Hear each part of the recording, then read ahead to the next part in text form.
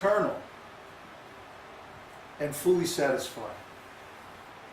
See, because Krishna, he is unlimited.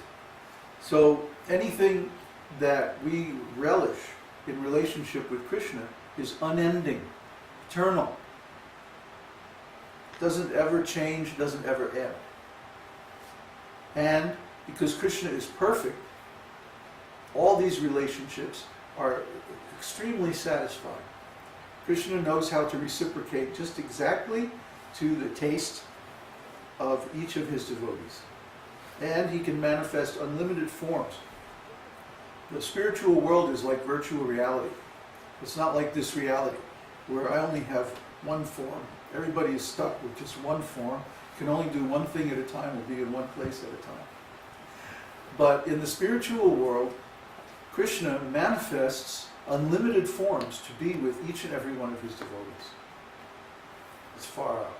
Like in the Rasa dance, Krishna manifested a form to be next to each and every one of the gopis.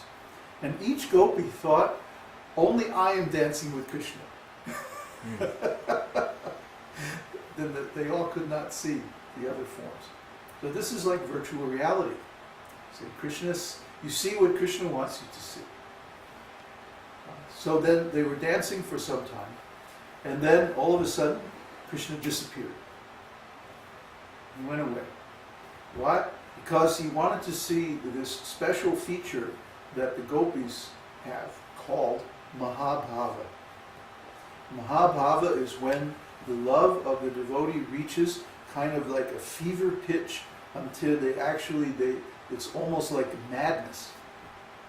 It's beyond the mind, it's beyond anything, it's beyond any other taste that can be experienced. And so, when Krishna saw that, the gopis had reached this most exalted stage of Mahabhava, then he reappeared among them. And they had that wonderful conversation where Krishna said, I can never repay you. And that was it? Nachanye ma, that verse. Oh, I can't remember it right now. Anyway, there's this very famous verse where Krishna says, your service to me is so nice, is so sweet and so satisfying, I can never repay you for your love. All I can give you is myself. But that's what the devotee wants. So there's a kind of competition between the devotees and Krishna. The devotees are offering service to Krishna, and Krishna is reciprocated. And so the devotee offers more service, and then Krishna increases his reciprocation. And then, Krishna's giving more energy, more facility. So the devotee increases their service, and Krishna increases his, and then he makes the ecstasy so intense that, like, you can't do your service anymore. You're just like, and then he says, I win. And the devotee says, no, you don't. I'm going to increase my service even more. And this goes on eternally. Eternally. Yeah, it's like a game. But it's a really far out game because it's about love. And that love is never broken. That love never ends. It never diminishes, it only increases. One name of Krishna in the Vishnu Sahasranam is Ridha. Ridha means that which increases, grows. So Krishna is always growing and always increasing. And he's always expanding and manifesting more and more variety, more and more new and ever fresh, original and unprecedented pastimes. Just like when he appeared as Nrsimhadev. Nobody had ever seen such a form before. Prahlad Maharaj, he was being attacked by his father, Hiranyakashipu. And Hiranyakashipu was asking, where is this God of yours? I don't see any God. What are you talking about? And Prahlad said, well, he's everywhere, Father. He's in every atom. He's present all over. So Hiranyakashipu said, then is he present in this column? And Prahlad said, well, of course he is, Father. He's everywhere. So Hiranyakashipu, then I'll smash him. And he took his sword and smashed the column. And out of the column jumped Nrsimhadev. So he reciprocates with his devotee just to prove the devotee's word. Just to show that his devotee always speaks the truth. I mean, it's so wonderful, these pastimes. And they go on and on and on, like wave after wave of a huge unlimited ocean. You know, when you stand on the shore of the ocean, waves just keep coming and coming and coming without any let up. Oh, that's Krishna's pastimes. His pastimes are just like a huge ocean. If you read Śrīmad-Bhāgavatam, Mahabharata, Ramayana, so many Vedic scriptures describing nothing but Krishna's pastimes. You have enough reading for the rest of your life. You don't have to read any other books. Everything is there. Every science, every kind of spiritual knowledge, every kind of material knowledge. The whole science of music is summed up in 2 words in Śrīmad-Bhāgavatam. Svara Sapta. Svara Sapta. If you start investigating the meaning of these words, gradually you can extract the whole science of music from just those 2 words. So I happen to know something about music, so I was able to understand this. But everything is in there. Every science, mathematics, astronomy, physics, chemistry, or even better, you know, how to cook and how to decorate and how to make your life beautiful. Life should be beautiful. You know, even in this material world, if we follow the instructions of the Vedas, our life is beautiful.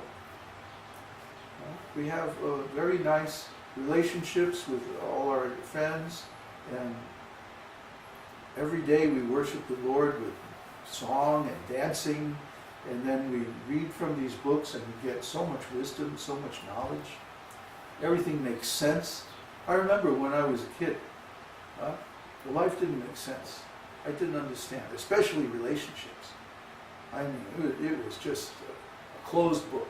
Why do people do the crazy things that they do? When you love somebody and they love you, doesn't that last forever? Why not? You know, what's going on here? This is wrong. You know, but why do we have to die? I had so many questions. I had more questions than I could even ask. And nobody could answer them. I remember I had one question talking about music. How does music affect people? I know, because I was a musician, I could feel that music was affecting my heart, giving me emotions, feelings, all these wonderful experiences. Well, wait a minute, it's just sound. It's just notes, you know. How is it working? And I was going through music school. I would ask all my teachers. That was my test for my teachers. I would ask them this question and then watch them fumble. Nobody could answer this question. But then, a few years later, somehow or other, I'm not going to tell the whole story, it's too long. I got interested in Indian music. And I went to the best teacher of Indian music, it was Aliyapar Khan, another Khan. And he was teaching, you know, I started learning from him. And one day I got the chance, so I said, I'm going to ask him the question. So I asked him, how does music affect our emotions? And he says, oh, it is rasa. He immediately answered. And I was like, what? He said, yes, it's all explained in the scripture, Bharat Shastra. You read that book, and then everything will be in there, and you can ask me the questions. I'll explain. So I went and somehow got the book. I think I had to go to Berkeley Theological Seminary, and somehow I got the book,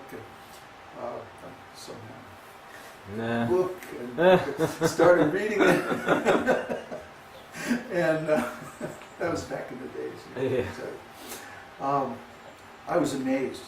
I was just amazed because it was all explained to completely rational, scientific explanation of all these things. And I went to Kansab and I said, wow, this is the most amazing scientific explanation I've ever seen of things that are unknown, completely unknown in the West. And he said, yes, this science of rasa is very, very deep. He said, even this is just the beginning. Yeah. And I said, wow, how do you learn all this stuff? He said, well, if you really want to learn rasa, you should go to Swami Prabhupada. He knows. So on his recommendation, now I had been in touch with the devotees actually for 2 years or so by that time. I knew the devotees in the San Francisco temple. I had been to many Sunday feasts and everything like that. But you know, unless you have the insight that this is actually the greatest knowledge, from the outside it's very hard to tell if this is the real thing or if this is just another cult, another sect, another guru, another little group